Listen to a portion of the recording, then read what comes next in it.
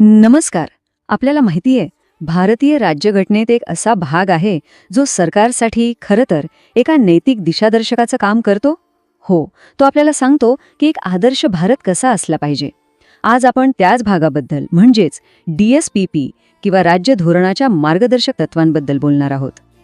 विचार करा, एखाद्या सरकारने आपल्या देशासाठी नेमकं काय करायला हवं? फक्त रस्ते बांधणं, टॅक्स गोळा करणं आणि कायदा सुव्यवस्था सांभाळणं, बस एवढंच पुरेसं आहे का?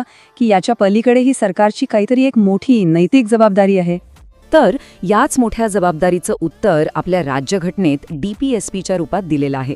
सोप्या भाषेत सांगायचं झालं ना, तर हे सरकारसाठी एक प्रकारचं इन्स्ट्रक्शन मॅन्युअल आहे.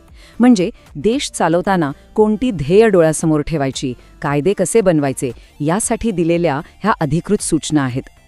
आणि हे लक्षात घ्या, ही काही साधीसुधी तत्त्व नाहीयेत. यांना भारतीय राज्यघटनेच्या भाग 4 मध्ये म्हणजे पार्ट 4 मध्ये अगदी मूलभूत हक्कांनंतर लगेचच जागा दिली आहे. यावरूनच त्यांचं महत्त्व आपल्याला कळतं.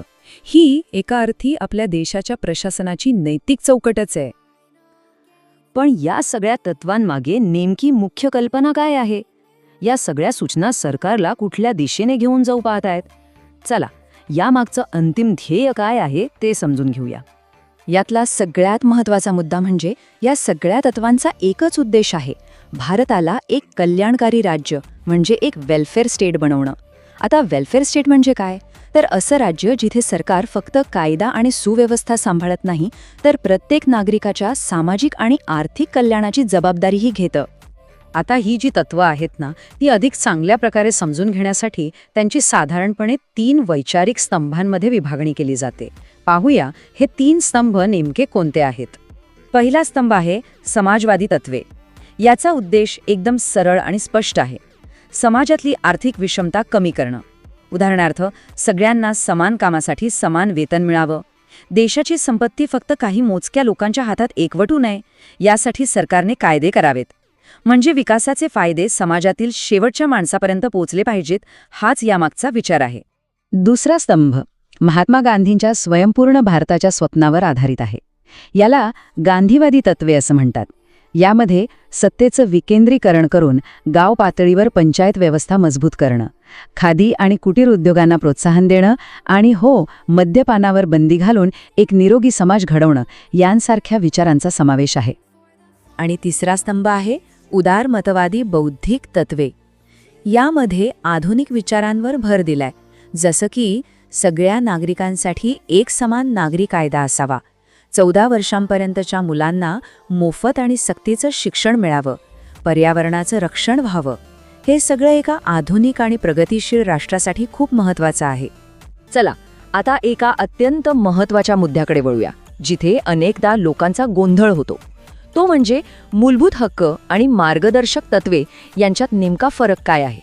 यातला सगळ्यात मोठा फरक समजून घेऊया. मूलभूत हक्क हे जस्टिशिएबल आहेत, म्हणजे कायदेशीररित्या ते लागू करता येतात. जर कोणाच्या मूलभूत हक्कांचं उल्लंघन झालं तर तो थेट कोर्टात जाऊ शकतो. याउलट मार्गदर्शक तत्व नॉन जस्टिशिएबल आहेत, म्हणजे ती लागू करण्यासाठी न्यायालयात दाद मागता येत नाही. ती सरकारसाठी नैतिक बंधनं आहेत, कायदेशीर सक्ती नाही. पण थांबा, याचा अर्थ असा नाही की हे दोन्ही एकमेकांच्या विरोधात आहेत.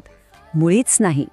खरं तर मूलभूत हक्क आणि मार्गदर्शक तत्वे हे एकाच नाण्याच्या 2 बाजूंसारखे आहेत. ते एकमेकांना पूरक आहेत आणि एक न्यायपूर्ण समाज घडवण्यासाठी एकत्रच काम करतात. मग एक प्रश्न साहजिकच मनात येतो की जर ही तत्त्व कोर्टात लागूच करता येत नसतील तर त्यांचं महत्त्व तरी काय? सरकारने ती का पाळावीत? याचं उत्तर त्यांच्या नैतिक आणि राजकीय महत्त्वामध्ये दडलेलं आहे. ही तत्त्व कोणत्याही सरकारसाठी एका दिशादर्शकासारखे आहेत. देशाचा कारभार कसा चालवावा याचा एक रोडमॅपच आहेत. आणि जरी यासाठी कोर्टात जाता येत नसलं तरी निवडणुकीच्या वेळी जनता सरकारला त्यांच्या कामाबद्दल जाब विचारू शकते.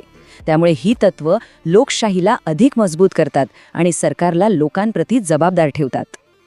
आणि शेवटी हे एक वाक्य या सगळ्याचं सार सांगतं. राज्य धोरणाची मार्गदर्शक तत्वे ही केवळ काही नियम नाहीत, तर भारताला एक असं कल्याणकारी राष्ट्र बनवण्याचा मार्ग दाखवणारी ज्योत आहेत. पण एक प्रश्न उरतोच, स्वातंत्र्याच्या इतक्या वर्षांनंतर आपण या ज्योतीच्या प्रकाशात नक्की किती पुढे आलो आहोत?